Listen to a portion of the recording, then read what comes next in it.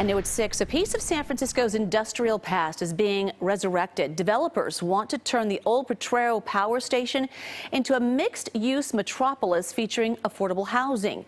KPIX 5's Wilson Walker telling us the bold plan just got the blessing of the city's planning commission.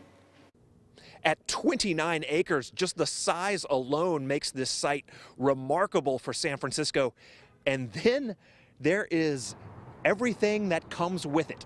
And the structure here is a boiler that's suspended from the top of this. So the structure is incredibly strong, so we get a chance to reuse it and make it part of the new development. 108 feet above the ground, a tree is now growing in that old boiler's mid-century steel, but this tower is not going anywhere, and neither is the 19th century power station at the other end of the site. The bones stay, the bones are going to be featured heavily. Yes, the bones of the old will remain here at the Potrero Power Station. The components, all those tubes and stuff that made the power, they will go, but the shell will remain, and with it, these views that have really never been seen by the public. So that in the future, there'll be a public experience up here, so people can enjoy this view that we're seeing here, that you can see everything from the Golden Gate Bridge over to Oakland and everything in between. The retro control room, which feels a lot like a science fiction set, it may also become a bar. As for the site's centerpiece, it will also become public. The stack, yes, and the 300-foot tower that is, we think, an icon that is underloved or under-recognized.